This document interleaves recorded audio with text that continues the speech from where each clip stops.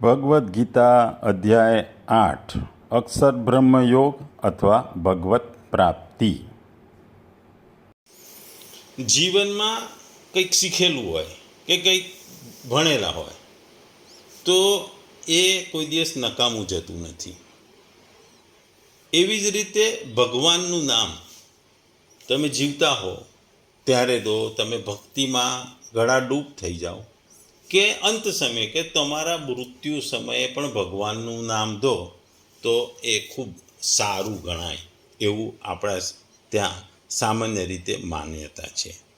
એટલે શીખેલું કોઈ દિવસ નકામું જતું નથી. એમ ભગવાનનું સ્મરણ અથવા ભગવાનનું નામ લેવું પણ કોઈ દિવસ જિંદગીમાં નકામું જતું નથી. આપણે જીવનમાં આજકાલ જોઈએ છે કે કાર્ડિયક એરેસ્ટની ઘટનાઓ વધી ગઈ છે. મૃત્યુ એકદમ સેકન્ડોમાં આવી જાય છે. માણસને કાર્ડિયક એરેસ્ટ થાય છે એટલે એ તરત જ મૃત્યુ તરફ આગળ વધે છે કે મૃત્યુ પામે છે. એટલે આજકાલ CPR કાર્ડિયો પલ્મોનરી રિસક્સિનેશન એ ટેકનિક દરેક વ્યક્તિને શીખવાડવામાં આવે છે. સ્કૂલોમાં શીખવાડવામાં આવે છે, કોલેજમાં શીખવાડવામાં આવે છે. કારણ કે આ ટેકનિક અઘરી નથી, સહેલી છે, પણ એને સાયન્ટિફિક રીતે શીખવી અને સમજવી જરૂર છે.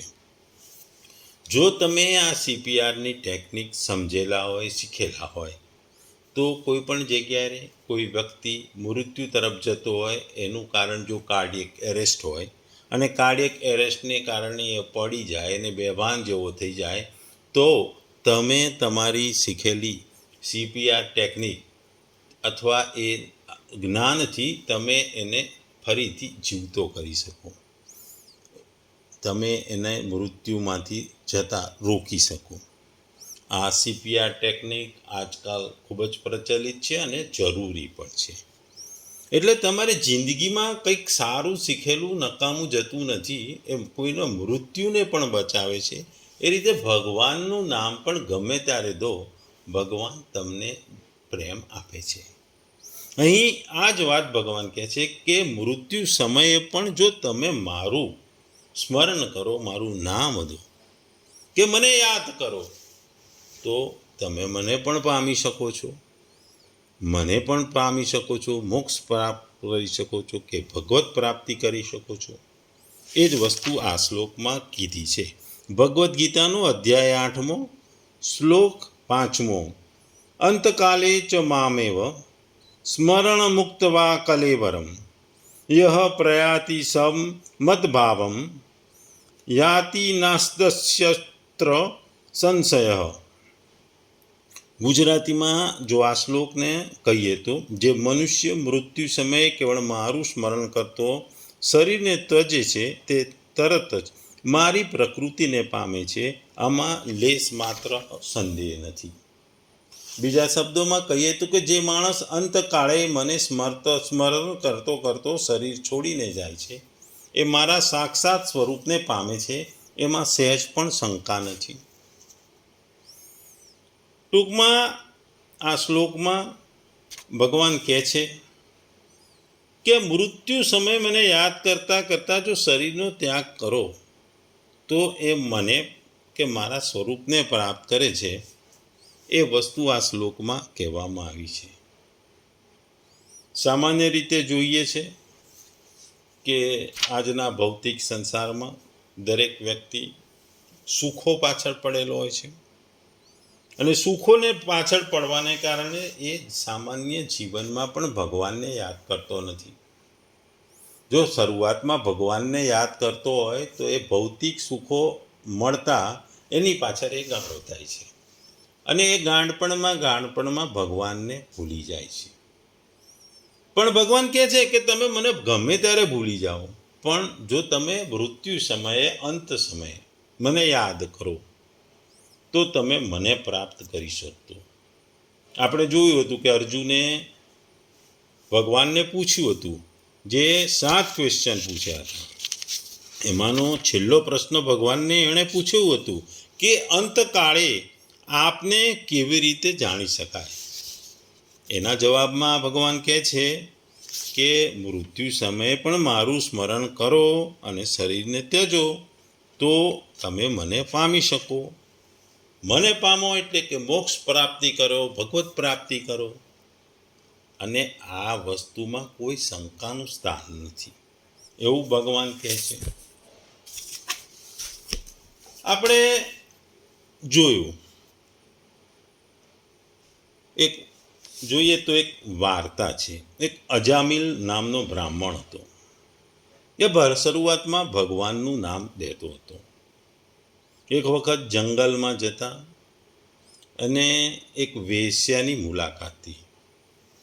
વેશ્યા પ્રત્યે એને આકર્ષણ થયું એટલે એણે પોતાના ફેમિલીને છોડી અને વેશ્યા સાથે રહેવા લાગ્યો.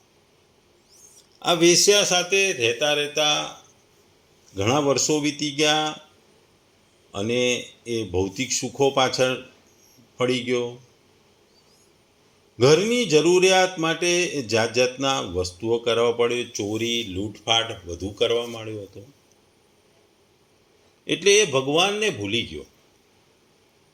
જ્યારે મૃત્યુ સમય એનું આવ્યું, એણે એના પુત્રને જ્યારે બોલાવીને એના કંઈક કહેવા માગતો હતો ત્યારે એનું મૃત્યુ સમય આવી ચૂક્યો હતો. પણ એ મૃત્યુ સમયે અચાનક એને ભગવાનની યાદ આવી ગઈ. એ નારાયણ નારાયણ નામનું ઉચ્ચારણ કરવા માંડ્યો. આ નારાયણ નારાયણ નામના ઉચ્ચારથી ભગવાનના પાર્ષદો એની પાસે આવી ગયા. જે યમદૂતો યમરાજે મોકલ્યા હતા એ ભગવાનના પાર્ષદોને જોઈને એ પોતે યમદૂતો પોતે નાસીને યમરાજ પાસે ચાલી ગયા. તો યમરાજે પોતાના દૂતોને કહ્યું, જ્યાં ભગવાનનું નામ જપન જપ કીર્તન કથા વગેરે થાય ત્યાં તમે લોકો કદી ના જશો, કેમ કે ત્યાં આપણું રાજ્ય નથી. એવું કહી યમરાજે ભગવાનનું સ્મરણ કરીને ભગવાન પાસે ક્ષમા માગી કે મારા દૂતો દ્વારા જે અપરાધ થયો છે એની મને ક્ષમા આપો. એટલે ભગવાનનું નામ દીધું અજામિલે. આટલા પાપો, આટલું ભૌતિક સુખમાં, પણ અંત સમયે એણે ભગવાનનું નામ દીધું, નારાયણનું નામ દીધું. એટલે નારાયણે પ્રસન્ન થઈ એને મૃત્યુમાંથી રોકી દીધો. જે આગળ આપણે કીધું કે સીપીઆર કાર્ડિયો પલ્મોનરી રિસક્સિનેશન, જો તમે અંત સમયે શીખેલા હોય અને કોઈના અંત સમયે એનો ઉપયોગ કરો તો એને નવું જીવન મળે. એમ અહીં અજામિલને નવું જીવન મળી ગયું. પછી એ ભગવાનની આ વાતને એ એટલો બધો થઈ ગયો ખુશ કે એ ધીરે ધીરે પોતાના ઓરિજિનલ ભક્તિમાં લાગવા લાગ્યો. અહીં ભગવાન આપણને એ જ વસ્તુ કહે છે કે અંતકાળે પણ મારું સ્મરણ કરતો રહીને જે શરીરને છોડી જાય છે, શરીર છોડે છે. આત્મા, આપણે આગળ બીજા અધ્યાયમાં જોયું કે આત્મા એક શરીરમાંથી બીજા શરીરમાં જાય છે. એટલે આ આત્મા બદલાય છે, શરીરને છોડીને આત્મા જાય છે. એનું તાત્પર્ય એ છે કે મનુષ્યએ જીવનમાં સાધના ભક્તિ કરી પોતાનો ઉદ્ધાર કરવાનો અવસર આપ્યો હતો, પરંતુ એણે કંઈ કર્યું જ નહીં. પરંતુ બિચારો આ મનુષ્ય અંતકાળમાં બીજું સાધન કરવામાં અસમર્થ છે. એટલા માટે બસ મને યાદ કરી લે તો તેને મારી પ્રાપ્તિ થઈ જાય. ભગવાન કહે છે કે સાંભળવા કે સમજવા અને માનવામાં જે કંઈ પણ આવે એ બધું મારું સમગ્ર રૂપ છે. આથી જે મારું જ સ્વરૂપ માનશે તેને અંતકાળમાં પણ મારું જ ચિંતન થશે. અર્થાત તેણે જ્યારે સર્વ કંઈ મારું સ્વરૂપ માની લીધું છે તો અંતકાળમાં તેને જે કંઈ પણ આવે તે મારું સ્વરૂપ હશે. એટલા માટે તે સ્મરણ મારું જ કરશે અને મારા સ્મરણ થવાથી તે મારી પ્રાપ્તિ કરશે. અહીં ભગવાને મદ્રા ધ્વમ મતલબ મદભાવમ એવો શબ્દ વાપર્યો છે. કહેવાનું તાત્પર્ય છે કે સાધક મારો જે કોઈ પણ ભિન્ન અથવા અભિન્ન ભાવથી અર્થાત સરગુણ અથવા નિર્ગુણ, સાકાર નિરાકાર, દ્વિભુત ચતુર્ભુજ તથા નામ લીલા ધામ રૂપ વગેરેથી સ્વીકાર કર્યો છે અને મારી ઉપાસના કરે છે, એ અંત સમયના સ્મરણને અનુસરે તે મારા એ જ ભાવને પ્રાપ્ત કરે છે. આપણે જોઈએ છીએ કે મૃત્યુ સમય આવે ત્યારે માણસની બુદ્ધિ શૂન્ય થઈ જાય છે, મતિ ભ્રમિત થઈ જાય છે. એટલે મતિ જેની ભ્રમિત થઈ હોય એ ભગવાનને યાદ ના કરે, અને જે વ્યક્તિની મતિ ભ્રમિત ના થઈ હોય એ ભૌતિક સુખોમાં એટલો રચ્યો પચ્યો હોય એટલે એને ભૌતિક વસ્તુઓ જ યાદ આવે કે મેં આટલું બનાવ્યું, મેં મારા માટે આટલું ભેગું કર્યું, મેં મારા પુત્રો માટે આટલું કર્યું, મારે આટલું કરવાનું હતું, મારા પુત્રો માટે આટલું ધન, આટલું મકાન બનાવવાનું હતું, એ રહી ગયું. એટલે આવા વિચારોમાં રચ્યો પચ્યો રહે એટલે ભગવાનનું નામ નથી દેતો. એટલે જે ભૌતિક સુખોમાં અંધ થઈ ગયો છે, ભૌતિક સુખોની પાછળ ગાળો થઈ ગયો છે, એને અંત સમયે પણ ભગવાન યાદ આવતા નથી. બીજું, અંત સમયે મેં આગળ કીધું એમ કે બુદ્ધિ ભ્રષ્ટ થઈ જાય છે, બુદ્ધિ ચાલી જાય છે, બુદ્ધિમતી ભ્રમિત થઈ જાય છે, શૂન્ય થઈ જાય છે, એટલે ભગવાનની યાદ આવતી નથી. જો જીવનમાં શરૂઆતમાં અને કાયમ જો ભગવાનનું નામ દીધું હોય તો અંત સમયે ભગવાનનું નામ દેવાની જરૂર પડે નહીં. એટલે ભગવાન કહે છે કે આ બધા કારણો જે ભૌતિક સુખો છે, મતિ ભ્રમિત થઈ જાય છતાં જે વ્યક્તિ મને યાદ કરે છે, મૃત્યુ સમયે, મૃત્યુ ક્ષણે મને યાદ કરે છે, મને પોકારે છે, મારા નામનું રટણ કરે છે, મારા નામનું ભજન કરે છે, તો એને મારી પ્રાપ્તિ થાય છે, મારા સ્વરૂપને એ પામે છે. અને આ વસ્તુ મેળવવાની 100% છે. એમાં ભગવાન કહે છે કે એમાં સહેજ પણ શંકા નથી, ક્યાંય કોઈ વસ્તુ 1% પણ નથી શંકાનું સ્થાન. 101% ભગવાનની પ્રાપ્તિ થશે, થશે અને થશે, એવું ભગવાન કહે છે. કારણ કે મોક્ષ કે ભગવત પ્રાપ્તિ આપણા સનાતન ધર્મમાં, ખાસ હિન્દુ ધર્મમાં, એ આપણું જીવનનું ધ્યેય હોય છે. અને મોક્ષ પ્રાપ્તિ હોવાથી જે જીવન ચક્ર છે, જે જુદી જુદી યોનિઓમાં ફરવાનું છે, એ ચક્રની સમાપ્તિ થઈ જાય છે. અને મનુષ્ય અવતાર એટલા માટે જ મળ્યો છે કે મનુષ્ય અવતાર એ ભગવત પ્રાપ્તિ માટે સૌથી સરળ વસ્તુ છે. એટલે જ્યારે જેને મનુષ્ય અવતાર મળે તો એણે પ્રયત્ન કરી ભગવત પ્રાપ્તિ કે મોક્ષ મેળવવો જોઈએ.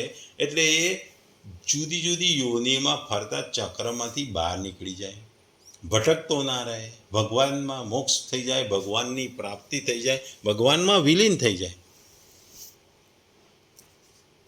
એટલે જે ભગવાન કહે છે કે આમાં કોઈ પણ સંશય નથી. આ કથનથી એવો ભાવ ભગવાન જાણે છે કે અંતકાળમાં ભગવાનનું સ્મરણ કરનારો મનુષ્ય ભલે કોઈ દેશમાં હોય, કોઈ પણ ચોઘડિયા કે કાળમાં હોય, કોઈ પણ સમયે હોય, કોઈ પણ શહેરમાં હોય, કોઈ પણ ગામમાં હોય કે કોઈ પણ જગ્યાએ હોય, ભલે ને એના જૂના કર્મો, આચરણો ખરાબ હોય, પણ એણે છેલ્લે અંત સમયે એને ભગવાનનું નામ દીધું એટલે નિસંદેહ એને ભગવત પ્રાપ્તિ થાય ને થાય છે, એવું ભગવાન કહે છે. અહીં ભગવતની પ્રાપ્તિ એવું કહેતું છે. એટલે કે આ વાત સાધકની ઈચ્છા ઉપર નિર્ભર છે.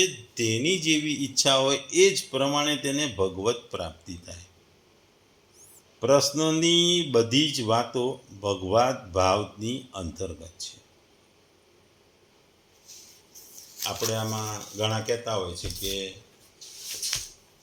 અયોધ્યા છે, કાશી છે, મથુરા છે, એટલે કે જે ધાર્મિક સ્થળો છે કે પ્રસિદ્ધ ધાર્મિક સ્થળો છે, ત્યાં મૃત્યુ પામો તો પણ તમને ભગવત પ્રાપ્તિ થાય, ભગવાનનું સાનિધ્ય મળે.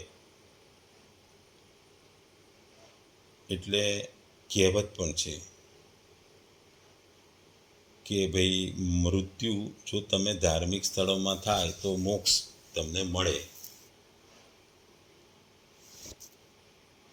એટલા માટે ભગવાન અહીં કહે છે કે બધી વસ્તુનું કોઈ મહત્વ નથી. તમે કોઈ પણ જગ્યાએ, કોઈ પણ દિશામાં, કોઈ પણ શહેરમાં, કોઈ પણ કાળમાં, કોઈ પણ સમયે, મૃત્યુ સમયે તમે મને યાદ કરો, મને ભજો, મારું નામનું સ્મરણ કરો, એટલે તમારું 100% રિટર્ન ટિકિટ એટલે મીન્સ 100% તમને મોક્ષ પ્રાપ્તિ થાય ને થાય. એ વાત આ શ્લોકમાં ભગવાન આપણને સમજાવે છે. આપણે જોયું કે મહાત્મા ગાંધી એ એક ધાર્મિક કુટુંબમાંથી આવતા હતા, એટલે પૂજાપાઠનું મહત્વ હતું.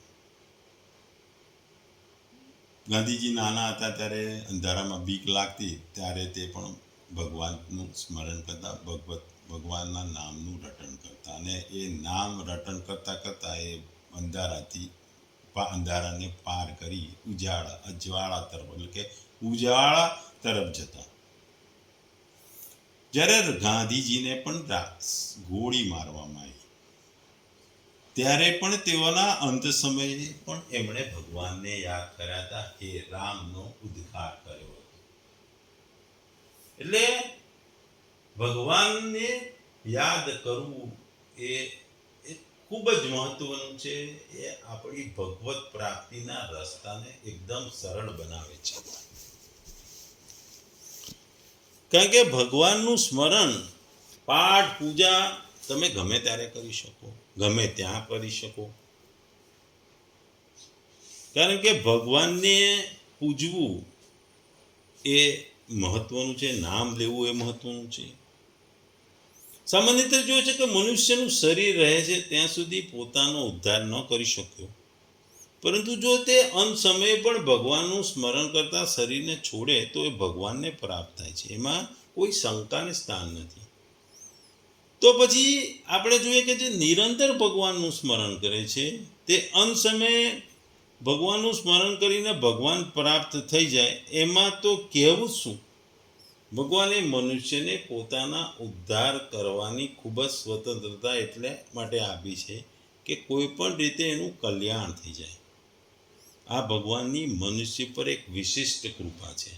ભગવાન કહે છે ગમે ત્યારે તમે મારા નામનું સ્મરણ કરો, તમે તમારો ઉદ્ધાર કરવો એ મારી ફરજ છે. ઉદ્ધાર જ મારી ફરજ છે. એટલે ભગવાન આપણને આ શ્લોકમાં એ જ સમજાવે છે કે ભગવાનનું સ્મરણ કરીને શરીર છોડનારાઓનો તો ભગવાનની સાથે સંબંધ રહે છે, અને ગુણો અનુસાર શરીર છોડનારાઓને ગુણોની સાથે સંબંધ રહે છે. એટલા માટે અંતે જો ભગવાનનું સ્મરણ કરનાર ભગવાનની સન્મુખ થઈ જાય છે, અર્થાત ભગવાનને ભગવત પ્રાપ્તિ થઈ જાય છે, અને ગુણો સાથે સંબંધ રાખનાર ગુણોને સન્મુખ થઈ જાય છે, અર્થાત ગુણોના કાર્ય જન્મ મરણને પ્રાપ્ત થઈ જાય છે. ભગવાને અહીં સરસ છૂટ આપી છે કે માણસ વ્યક્તિ ગમે તે આચરણ કરતો, ગમે તે ભાવ રહ્યા હોય, ગમે તેવું એનું જીવન હોય, કે ગમે તે એને કર્મો ખરાબ કર્યા હોય, પણ અંત કાળે કે અંત સમયે ભગવાનને યાદ કરી લે તો એનું કલ્યાણ થઈ જાય. કારણ કે ભગવાનને જીવનું કલ્યાણ કરવા માટે તેને મનુષ્ય શરીર આપ્યું છે, અને જીવે એ મનુષ્ય શરીરનો સ્વીકાર કર્યો છે. આથી જીવનું કલ્યાણ થઈ જાય તો જ ભગવાનનું આ જીવને મનુષ્ય શરીર આપવાનું અને જીવનું મનુષ્ય સેવાનું મનુષ્ય જીવન લેવાનું સાર્થક થશે. તેથી જે પોતાનો ઉદ્ધાર કર્યા વિના જ દુનિયાથી વિદાય થઈ રહ્યો છે, એના માટે ભગવાન કહે છે ભાઈ તારી અને મારી બંનેની ઇજ્જત રહી જાય. અર્થાત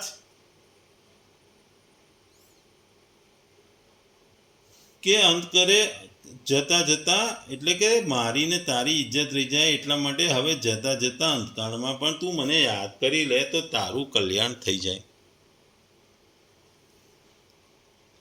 આથી દરેક મનુષ્ય માટે સાવધાન થવાની જરૂર છે કે પ્રત્યેક ક્ષણે ભગવાનનું સ્મરણ કરે, એક ક્ષણ પણ ખાલી ન જવા દે.